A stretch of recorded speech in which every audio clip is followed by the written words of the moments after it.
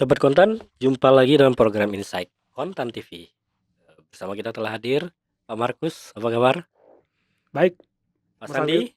Baik, Ya. alhamdulillah. Kedua teman kita ini dari harian rubrik nasional, harian Kontan ya. Kita Nah, bahas mau yang ya. rame-rame nih. Yang lagi rame-rame, yang lagi viral, yang lagi hot isu lah. Ini seputar fenomena daerah beramai-ramai menaikkan pajak bumi dan bangunan, perdesaan dan perkotaan ya. Sebenarnya ada yang menarik dari fenomena ini karena belakangan ini hampir semua daerah ini kompak.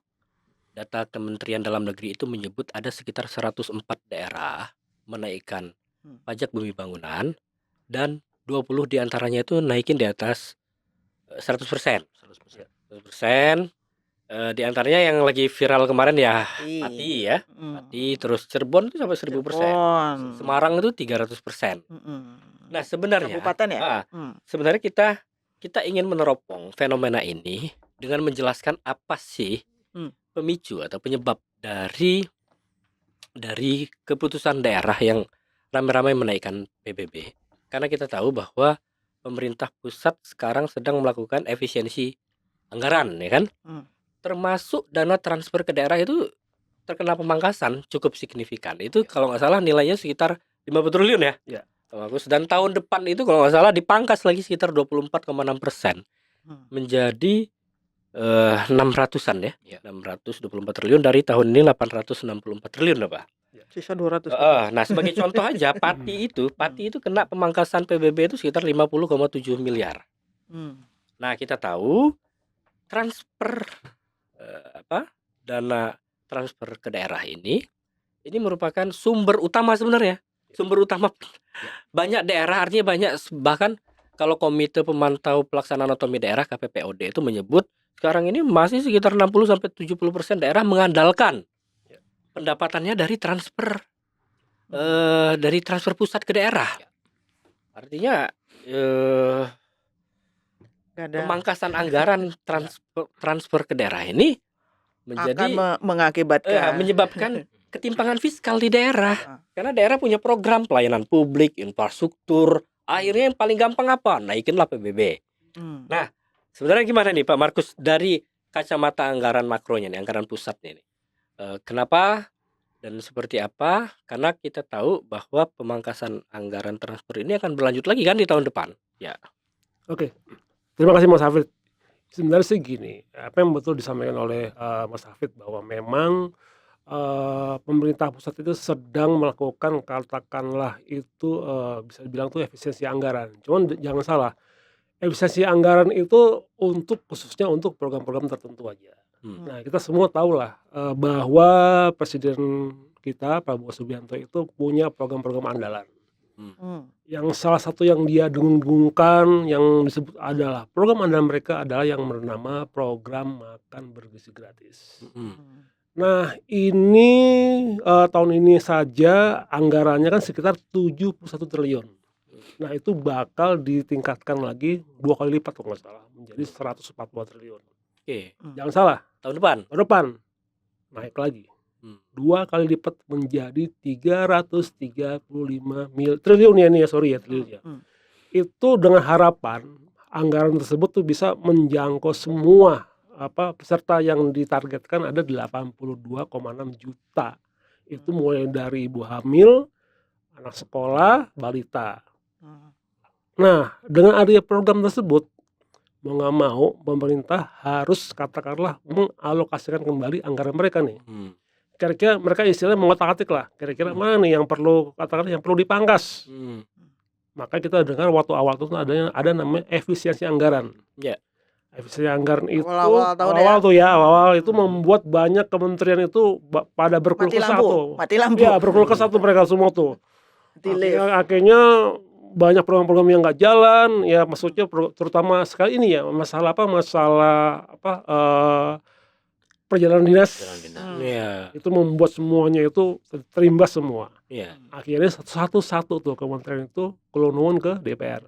Ketok pintu supaya tolong dong naikin anggaran dinaikin lagi. Makanya agak ini ya, enggak ada suara lagi sekarang. Nah, betul. Aman ya. Aman. Nah, setelah itu berhasil, salah satu akhirnya kan pemerintah kan harus mengutak-atik lagi anggaran mana nih yang perlu dipangkas. Akhirnya Akhirnya dana transport tadi. betul. Oke. Akhirnya itu awal tahun ini saja dari kalau nggak salah itu ada pemangkasan sekitar 50 triliun. Iya. Itu mulai dari dana alokasi khusus, dana alokasi umum, semua terpangkas sampai juga dana otonomi ya. Semua terpangkas semua. Di total itu 50 triliun tuh. Nah, itu satu. Itu ternyata tuh bakal terus berlangsung nih ininya nih, pemangkasan ini bakal terus berlangsung. Sampai tahun depan ya? Tahun depan, Mas. Betul disampaikan oleh Mas Hafid bahwa tahun depan itu kalau nggak salah pemerintah itu mengalokasikan transport daerah itu sekitar 650 triliun. Jangan salah. Nilai itu adalah yang terendah Rendah ya. selama lebih dari 5 tahun. Jadi turunnya sekitar 24% nih Betul. dibanding tahun ini ya. Tahun itu 840 berarti sekitar 200%. Nah, ini tanda saya kenapa sih pemerintah beralasan menurunkan itu? Jadi pemerintah beralasannya gini, bahwa nanti itu ke depannya bahwa daerah-daerah itu nanti bisa sebenarnya mereka itu membuat program-program asal ada syaratnya. Harus berkoordinasi dulu dengan pemerintah pusat. Nah, jadi kalau misalnya ada apa-apa, dia harus berkoordinasi dulu dengan pemerintah pusat. Ini loh saya punya program kayak gini, nanti bakal diajukan kembali. Jadi intinya itu ada urusannya nih dengan pemerintah pusat.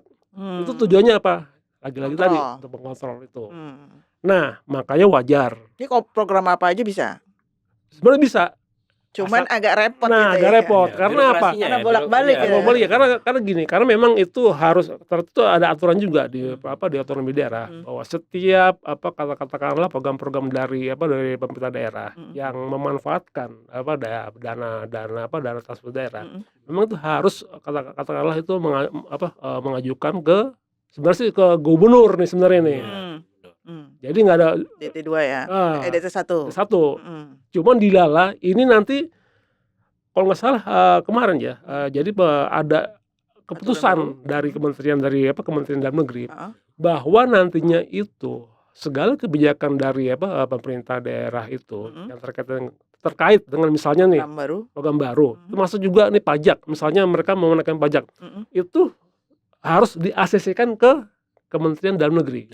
Nah, ini supaya mereka tuh mengetahui bahwa lagi-lagi. Tapi gini, Kus, ini kasihan nih nggak dikasih ngomong. Nggak dikasih ngomong. Benar. Maksudnya gini, kalau misalnya untuk Pemda ya, itu kan kayak pajak gitu, naikin pajak itu kan detail ya, sangat detail. Kan kayak PBB itu kan NJOP per harga tanah dan bangunan per masing-masing lokasi gitu kan. Dia kan naikin kan nggak semua 100% semua area gitu kan. Itu kan satu-satu. Nah, ini gimana caranya kalau mau dikontrol sama pusat gitu kan? Nah, gini. Emang ini kalau ini memang belum ada penjelasan lebih detail ya, karena ini baru semacam usulan dari bukan usulan, itu bakal menjadi suatu kebijakan dari pemerintah pusat dalam hal ini Kementerian Dalam Negeri. Artinya setiap daerah yang akan menaikkan PBB itu harus konsultasi dengan mereka. Ya, maksudnya bukan konsultasi, diberitahukan dulu alasannya apa, maksudnya apa. Ya. Selama ini enggak ya berarti ya? Mekanisme ini enggak. Undang-undangnya udah mereka, udah daerah. Udah daerah kan, undang-undangnya udah otonomi daerah. Udah haknya dia, benar kan? Iya. Saya tambahin ya. Iya. Terkait dengan yang meletup ini kan termasuk di Pati. Kan pemicunya tadi kenaikan. Ada beberapa daerah lagi, San? Iya. Ada beberapa daerah. Konteksnya kan memang kenaikan PBB. Nah, tadi kan nyambung tuh sebenarnya kalau PBB ini kan kalau di Undang-Undang HKPD kan memang ranahnya daerah, domainnya daerah. Jadi memang ada semacam kebebasan atau kemerdekaan fiskal lah ya di daerah itu untuk memungut pajak-pajak daerah, salah satunya PBB, terus retribusi daerah, pajak reklame dan seterusnya. Nah, kalau saya sih melihat begini, di kasus di Kisruh Pati ini, mungkin saya tarik sedikit Pati dulu ya. Ada dua istilahnya ya, dua ranah lah. Yang pertama dari sisi historis. Nah, dari sisi historis ini kita tahu lah kalau Pati ini kan tanah para pejuang juga ya. Di zaman kolonial pun kan diprotes tuh. Pungutan pajak upeti. Kalau dengar mungkin Samin, nah itu kan gerakan Ya. Samin Ini itu sudah ada sejarah perlawanan ya. ada sejarah perlawanan Ya. dari sisi historis. Hmm. Nah, kalau kita tarik kemari, artinya memang ada benang merahnya juga bahwa memang Pati memulai protes karena dianggap ini di tengah kondisi ekonomi pelemahan daya beli, ini kan turun drastis ya. Harga pangan naik, harga transportasi naik, Pengangguran naik. iya, pengangguran naik, PHK naik, sementara penghasilan Iya. ya kan apa namanya single digit. Nah, ini ditambah sama kenaikan pajak 250% ya. Iya. Nah, Ini ya artinya ini memantik protes masyarakat itu dari sisi historis. Nah, kalau kita tarik juga dari sisi sosiologis, ya tadi kondisi ekonomi kita ini kan nggak baik-baik saja. Jadi itu ada dua hal itu yang akhirnya memantik protes dari masyarakat. artinya ini kan berpotensi untuk kemana-mana sebenarnya ya. Betul. Karena ini kan seperti tadi dibilang ada 104 daerah juga yang sebenarnya Iya. menaikkan ya. Artinya kan mungkin karena belum deadline ya. Ini kan belum deadline pembayaran PBB toh. Yap. Nanti pas waktu deadline kan baru tuh orang mungkin sadar loh, kok sebesar ini yang harus Betul. dibayar. Iya. Ya antara nggak dibayar atau protes kayak di betul. Pati gitu kan, kayak seperti itu. Oke. Jadi masih nyambung Mm-mm. kita sebenarnya menduga bahwa ini sebenarnya sistemik kan. Sistemik itu maksudnya Puncak gunung es lah ya. iya, jadi maksudnya ada hubungan kausalitas. Kenapa daerah itu sampai 104 itu menaikkan PBB. Nah, berarti kan tadi ada benang merahnya walaupun selalu dibantah sama pemerintah Iya. bahwa pemangkasan Karena itu Tidak ada wewenang, hubungan karena ya. itu Iya. ujungnya karena itu wewenang daerah. Jadi kayak Iya. bolak-balik gitu ya. betul. Jadi seolah-olah seperti melepas Tanggung jawab. melepaskan tanggung jawab Iya. kepada daerah, padahal sebenarnya kan enggak. Kalau kita bicara konteks tadi kemandirian fiskal, kemudian ada desentralisasi, tapi seolah-olah gitu Dilepas kan itu ya. dilepas Iya. begitu aja ketika ada masalah. Iya. Nah, sebenarnya selain transfer pusat ke daerah, artinya kan sekarang kita tahu nih bahwa pemerintah melakukan efisiensi sehingga berdampak terhadap berkurangnya kan anggaran transfer pusat ke daerah yang membuat daerah pada kelabakan nih, karena mereka juga punya banyak program. Artinya sebenarnya selain pajak sebenarnya, Oke. ada nggak sih instrumen daerah untuk memperkuat kapasitas fiskalnya? Ya. Misalnya kan, Ya.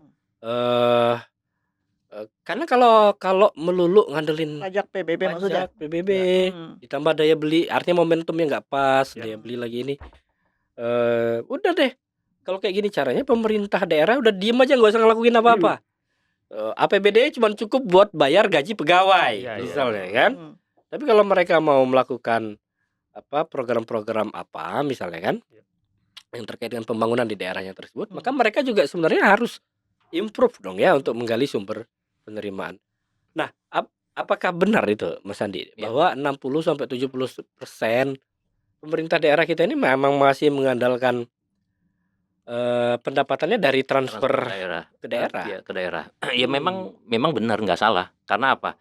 Kita lihat contoh di Pati. Di Pati itu APBD-nya itu sekitar 2,7 sampai 2,8 triliun tahun 2025. Kalau nggak salah 2,1-nya itu dari transfer pusat ya? Iya, Oh. gitu. Nah, PAD-nya berapa? Potensi PAD-nya itu 500 miliar. Ya, kecil ya. Iya. Kalau nggak salah sekitar 80% itu ya memang mengandalkan pendapatan transfer daerah. Makanya ya. makanya si bupati yang baru ini ya Mau nggak mau harus. mau nggak mau langsung menaikkan PBB-nya. Dan belanja pegawainya dia 1,2 triliun. Nah, iya memang belanja rutin kayak gitu kan. Belanja Belum rutin. modal, segala Iya. macam. Artinya belum dia harus Iya. ngomong nih kalau hilang semua. Nah, sebenarnya Mas Markus, Yap. fenomena artinya kan bisa kita pastikan terhambat nih keinginan daerah untuk menaikkan PBB kan, meletup kasus Pati. Ada banyak daerah menganulir ya. Tapi kan tidak menyelesaikan masalah nih. Ya. Gimana nih? Menganulir atau menunda kebijakan dia menaikkan pajak. Iya. Nah, sebenarnya ya bisa kita katakan bahwa roda pembangunan di daerah ini akan terdampak nih kan. Ya. Nah, sementara kita tahu bahwa APBN, APBD itu adalah salah satu mesin utama pertumbuhan ekonomi. Ya. Bisa nggak berdampak ke pertumbuhan ekonomi Secara keseluruhan. secara keseluruhan ketika transfer pusat ke daerah berkurang dan daerah akhirnya mengalami ketimpangan fiskal sehingga tidak banyak bisa melakukan program-program infrastruktur dan lain-lain. Nah gini, sebenarnya itu bisa, cuman ini dia nih, boleh dibilang ini adalah entah itu bisa kita sebut kecerdikan atau kelihayan dari pemerintah pusat. Karena begini, jangan salah, dengan program-program andalan mereka, sekali lagi nih ya, pertama MBG, dan yang baru-baru ini muncul Koperasi Merah Putih. Iya, Koperasi. Nah, dengan ada lagi satu lagi, ketahanan pangan. Nah, dalil pemerintah pusat bahwa dengan 3 program ini mereka meng-create gimana caranya itu supaya pertumbuhan ekonomi supaya tumbuh di Indonesia. Nah, caranya adalah dengan dia tuh menyebarkan semua program itu ke daerah-daerah. Ketahanan pangan, MBG, koperasi tadi. Apalagi Koperasi Merah Putih. Itu sekitar bakal berdiri 80.000 Koperasi Merah Putih di seluruh kelurahan dan kabupaten kota. Dan yang salah ya, itu kan pembayarannya dia tuh sudah punya pembiayaan legal ya, yang suratnya itu sudah diteken, jadi bisa meminjam 3 miliar. Nah, masalahnya betul. Nah, itu mereka tuh jadi dengan harapan, jadi dengan adanya Kopdes dengan program MBG itu pemerintah berharap bahwa mereka ini bakal menumbuhkan ekonomi di daerah-daerah masing-masing. Kalau misalnya ada yang bermasalah misalnya di koperasi nih, pembayarannya dia tertunggak. Kena nih. Cuman pemerintah punya cadangannya. Apa itu? Pemda kena dana desa. Nah, berarti pemerintah itu sudah sebenarnya klaimnya mereka ya. Jadi dengan anggaran yang dikurangin transfer daerah, mereka menyiapkan suatu program. Risikonya udah ditakar gitu ya. Nah, jadi program pusat itu bisa menyebar ke seluruh daerah. Nah, dengan harapan klaimnya pemerintah itu bisa menumbuhkan ekonomi di daerah yang bisa memacu ke ekonomi nasional. Ini kalau kayak kemarin kan ada beberapa kasus itu kan orang ngomong ganti pemain ya. Ini kayak mau ganti pemain juga ya kelihatannya ya. Jadi pemainnya kemarin itu harusnya dari Pemda yang formil melakukan dengan APBD. Ini sekarang diganti nih pemainnya jadi Kopdes gitu ya. Kayak gitu kan? Seperti itu. Dan skemanya top down ya, dari pusat. Top down jelas, top down. Pusat ke daerah. Makanya dengan daerah-daerah yang pada menaikkan PBB itu baik ada yang bilang itu hal yang wajar. Kenapa hal yang wajar? Karena itu adalah langkah yang paling simpel untuk paling mudah ya. Paling mudah untuk nutup ya. Menutup itu kekurangan dengan menaikkan PBB. Karena apa? Lagi-lagi. Kenapa PBB? Karena pasti semua orang punya rumah, punya properti. Banyak semua. Jadi itu gampang dikolek ya gitu loh. Itu mungkin. Iya benar. Nah, Mas Andi, Koperasi Desa Merah Putih, makan bergizi gratis. Kita kan tahu ini baru yang tadi disinggung Pak Markus. Ini kan program yang baru mulai ya. Betul. Koperasi Merah Putih sendiri baru 8.000 ya? Kalau nggak salah. Iya, memang targetnya 80.000. Dari target 80.000 kalau nggak salah yang udah terbentuk baru 100-an. Nah, baru 100 malah. Terus makan bergizi gratis juga begitu kan, masih jauh dari target kan. Baru artinya 20 juta lah sekarang. Artinya ngejar nggak nih ya? Tadi yang disampaikan bahwa ini diharapkan bisa menjadi motor penggerak ekonomi di daerah. Tapi faktanya progres program ini juga masih sangat lambat. Betul. Nah, ya kan? Ya, yang seperti itu. Betul. Jadi gini, ini koperasi dulu ya. Koperasi itu kita pernah juga sampaikan bahwa sebenarnya valuasi nilai nantinya nilai koperasi di 2000 sampai 2030 kalau nggak salah itu ditargetkan menyumbang hanya 0,1 PDB. Hmm. Jadi sebenarnya kecil. Hmm. Itu konteksnya. Artinya apa? Kecil sekali ya. Kecil sekali. Sekali. Betul. Masa Ya karena memang dibandingkan UMKM yang memang Ya, jumlahnya 60 60 juta juta. unit UMKM jauh. Iya. Jadi memang kalau terhadap pertumbuhan ekonomi UMKM jelas jauh lebih tinggi ya, kontribusinya itu sekitar ya 60-an gitu. Nah, dari sini kan sebenarnya sudah kita bisa lihat lah kalau di atas kertas kontribusi program-program pemerintah unggulan nih Presiden Prabowo termasuk tadi koperasi, kemudian MBG dan lain sebagainya. Nah, ini belum tentu juga sih, Ya. juga untuk mengerek pertumbuhan di ekonomi di daerah gitu. Jadi sebenarnya yang perlu kita kritisi sebenarnya di situ juga. Iya. Iya. Ya artinya pemerintah pusat ini di satu sisi dia mencoba program baru yang merupakan janji kampanye presiden, ya kan? Ini kan program istilahnya kayak betul. kayak uji coba lah istilahnya kan kebijakan ini. Tapi di satu sisi dampaknya sudah langsung terasa bagi daerah. Betul. Pemangkasan transfer TKD daerah. tadi Iya, kan? Betul. Istilahnya. Nah, kalau misalnya kondisi ini terus-terusan karena tahun depan itu kan pangkas lagi kan? Jangankan terus-terusan nih. Sekarang pertanyaan gue ini. Iya. Sekarang nih kan udah ditahan nih, nggak jadi kenaikan. Iya. Tapi kan defisit. Terus gimana tuh? Ya. Digimanain ini? Kalau kayak gitu Ya. daerah yang defisit tuh digimanain Ya. sama pemerintah pusat Ya nih? tentu gini. Pertama artinya mereka daerah ini harus Berhutang? menahan Menahan belanja. menahan belanja. Kalau karyawan, Iya, kalau karyawannya deh. Ya, berarti kan gini. Kalau belanja rutin, belanja Gaji pegawai ya. iya gaji pegawai itu kan Biaya operasional kantor Ah, mungkin itu iya. jalan. nggak bisa ditahan. Cuma pasti ada biaya-biaya belanja-belanja yang mesti harus ditahan juga. Kayak infrastruktur. Bisa jadi infrastruktur. Artinya apa? Artinya nanti akan berpengaruh sebenarnya ke Jadi- pertumbuhan ekonomi, penyerapan lapangan kerja di daerah. Kalau gitu karena tahun depan tadi di awal udah disampaikan bahwa akan dipangkas lagi TKD ya. Lebih gede lagi berarti. Sampai cuma 600-an triliun kan dari 800 triliun tahun ini. Berarti tahun depan ini makin tidak banyak ruang fiskal nih yang bisa dilakukan oleh bupati, gubernur, wali kota. Ya. Ya udah mereka datang ke kantor, duduk diam, ngopi, ngeteh, ya kan? Betul. Paling sebatas itu yang mereka lakukan. Ya. Karena apa? Karena pendapatannya defisit tadi yang dibilang Ojum kan? Paling sih gini ya. Timpangan Iya fiskal. betul.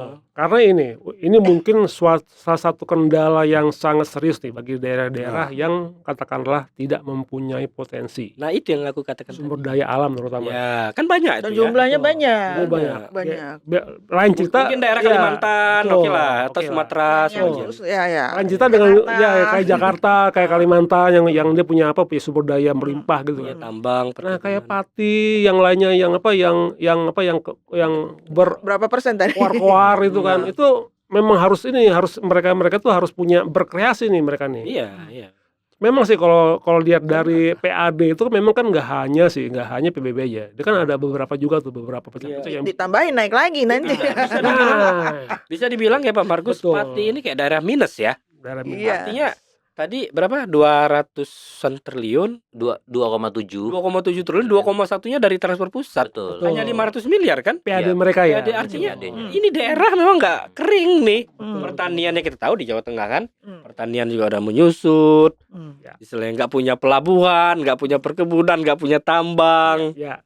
ya kan? Ya Makanya perlu suatu kalau boleh bilang ini pemerintah pusat nih harus membantu dalam hal manajerial dari Pemda nih kalau nggak salah. Sepertinya harus dipetakan ya daerah-daerah yang memang udah nggak mampu untuk diapa-apain gitu kan.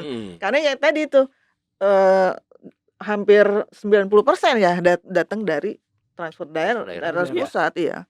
Ya, artinya yang daerah-daerah seperti ini yang harus jadi perhatian khusus, nggak bisa dilepas semuanya. Istilahnya yang satu udah kuliah gitu ya, satu masih TK nih belum bisa berenang. Makanya apa? Hmm. Mereka harus wajib melakukan kreativitas kan. Ya. Wajib Jajaran Vi. Pemdanya ini kan. Masalahnya mereka tuh bisa apa enggak gitu. Karena kan ya tadi seperti lu bilang, kalau misalnya di daerah sendiri nggak ada sumber daya, Ya kan? Memang kalau dari kreativitas mungkin dengan wisata, dengan ini Iya. mungkin, tapi kan takes time. Nggak mungkin Saat itu ya. bulan ini Tahun gitu ini, jadi Iya. gitu Atau kan. Karena mereka butuh sekarang ya Betul butuhnya. Iya. sekarang. Atau maksudku ya kita bicara ke depan ya, bikin Iya. terobosan kayak Batang bikin kawasan industri misalnya. Ya, Ya, itu daerah-daerah di bisa. Jawa ini mungkin Ya, ya. Tapi kan tetap Begitu. itu juga harus ada intervensi pemerintah. Sekarang Iya, kan izin-izin betul. juga kan ditarik ke pusat. Pusat ya benar. Iya. Sebagai contoh, perizinan tambang untuk galian C itu Masuk kan ke mau pusat juga. mau ditarik ke Hmm. pusat. C itu yang kerikil dan pasir ya? Ya pasir ya. Dulu semua di daerah kan? Ya di daerah ada apa namanya, ada desentralisasi Dapatlah ya, tadi. dapatlah buat Ya, izin untuk ya. retribusi segala Retribusi macam. ya. Iya. gitu. Sekarang pusat juga Sekarang semua. rencananya mau ditarik ke pusat. Artinya memang ruang daerah untuk apa namanya, Menambah pundi-pundi. dia mencari sumber-sumber pendapatan asli daerah ya sebenarnya sempit. Ini artinya besar pasak daripada tiang ya Iya. kan? Kalau Iya. kalau mungkin lama-lama nggak ada juga jadi apa namanya yang mau jadi bupati di sini daripada nombok ya. Buat jadi bupati mahal, begitu dia di situ anggarannya nombok gitu Anggaran kan. kembang kempis. Kembang kempis. Ya, mau melakukan apa Nggak susah. susah. Nggak didukung Nggak anggaran. bisa. Ya, ini menurutku sih Fit, harus ada proses sih. Nggak bisa serta merta semua dipukul rata. TKD apa namanya transfernya TKD-nya itu dihabisin gitu kan. Tapi itu belum ada ya kabar ya. TKD siapa aja yang kena itu belum kelihatan ya. Kalau 2026 belum kelihatan sih detailnya. Yang tahun ini? Yang tahun ini kan kalau nggak salah Pati aja kan 50 miliar ya. Itu berkurang. Kenanya Kenanya 50 miliar. Makanya dengan asumsi ketika nanti PBB-nya dinaikkan itu bisa nutup itu. Karena gini, Pok. Kan tahun ini kalau nggak salah dipangkas 50 triliun Ya. dana transfer ke daerah. Data Kemendagri ada 104 yang menaikkan PBB. Kayaknya 104 daerah yang terdampak dari pemangkasan Betul, bisa jadi. transfer daerah. Iya. Berarti itu adalah daerah-daerah yang butuh bantuan sebenarnya ya, 104 itu ya kalau salah ya. Iya. Ya jadi kalau menurut saya sih yang pertama ya yang dilakukan, yang mesti disikapi sama pemerintah pusat itu ya tentu konsep keadilan fiskal antara pusat dan daerah ini perlu ini lagi lah dievaluasi ini bagaimana jalan keluarnya. Kan bisa nih misalkan ya ini memang nanti terkesan kita kayak seperti nyinyir juga terhadap programnya Presiden Prabowo. Tapi pemerintah sejauh ini sudah mengevaluasi atau belum nih kebijakan misalkan makan bergizi gratis. Yang ada kan di daerah itu ada kasus keracunan. Ya kan itu satu sisi. Yang kedua di sisi lain pemerintah bilang bahwa ini menghidupkan ekonomi UMKM lokal segala macam. Tapi faktanya kan ada tuh pelaku usaha nasional yang memang memproduksi food tray tempat makan itu kan teriak juga karena apa? Karena memang pemerintah itu justru mengimpor gitu.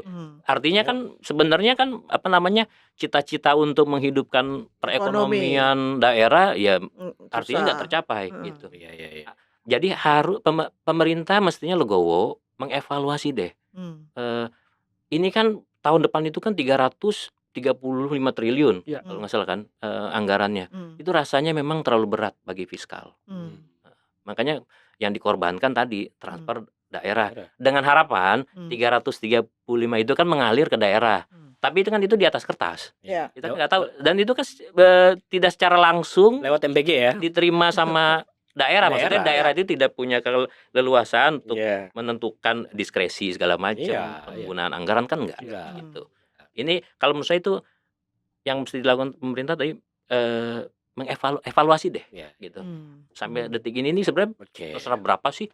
Cuma kayaknya susah ya mengevaluasi MBG karena ini kan program yang sangat diandalkan oleh Presiden Prabowo kan. Tapi evaluasi tetap harus dilakukan sih. Karena kalau tanpa itu kan kita bergerak tanpa masalah begini, masalah itu semuanya itu setiap ada ada statement pasti yang ditonjol itu adalah MBG lagi. Ya karena memang faktanya banyak problem juga ya Mas Andi. Banyak. Iya. Tadi dibilang keracunan lah, dapur fiktif. Nah, Iya, Belum lagi kan ada problem juga dengan apa namanya vendor. Iya. Ya. Jadi ini yang Dan mestinya kan perlu Karena ini memang ya, karena ini memang yang program-program seperti ini kan memang niatnya bagus, cuman kan detailnya ini yang jadi Nah, masalah. betul. Karena gini, MBG ini kan seharusnya harus melibatkan daerah ya. Harusnya ya, Nah, harusnya. sepengetahuan terkini itu memang tuh belum ada itu yang melibatkan daerah. Paling itu mitra-mitranya aja, mitra-mitra di daerah. Cuma belum ada yang melibatkan pemerintah daerah. Karena mungkin hanya melibatkan mungkin instansi-instansi, aparat-aparat. Nah, kalau pemerintah daerah enggak ya? enggak sih, belum. Karena pernah tuh program dari kalau nggak salah dari pemerintah Jakarta ya, dia ingin menyelenggarakan program yang mirip dengan MBG. Cuman Nggak dibiayai MBG. Kayaknya sih di hold dulu karena nunggu program dari takutnya double. double. Intinya memang keterlibatan daerah itu memang tuh belum. Artinya harus di struktur ya, di Betul. sistem, dibikin sistem yang Betul. memperlibatkan juga supaya bisa melibatkan pemerintah daerah. Ini kalau misal pengen kalau masukin pemerintah daerah situ. daerah. Nah, Karena ini dipotong tiba-tiba. Jadi ya bisa kita simpulkan dalang dibalik porak-porandanya fiskal daerah saat ini adalah program makan bergizi gratis, Koperasi Desa Merah Putih, ya kan? Program ketahanan pangan ala Prabowo. Ya sayangnya yang kena masyarakat ya. Iya, ujung-ujungnya ujung-ujungnya masyarakat lagi yang harus membayar PBB lebih pajak lah ya pokoknya. pajak lagi. di saat momennya juga nggak tepat, daya beli lagi turun. Ya. Ya kan? Makanya benar tadi Mas Andi bilang bahwa pemerintah harus mencari solusi atas problem ini. Harus diantisipasi karena tahun depan dipangkas lagi TKD.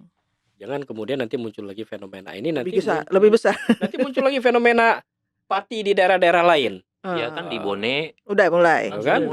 Kemarin malam memang sudah dibatalkan akhirnya. Kan? Karena ricuh juga. Iya, kita kan Tapi ya itu tadi dibatalkan tarifnya kan tidak menyelesaikan persoalan Memang, gitu loh. Tidak menyelesaikan persoalan. Pak, tidak menyelesaikan persoalan yang pasti sebagian pembangunan di daerah akan mandek. Iya, akan mandek. Itu yang pasti. Dan itu akan berdampak terhadap pertumbuhan ekonomi. Pasti. Gitu. Oke.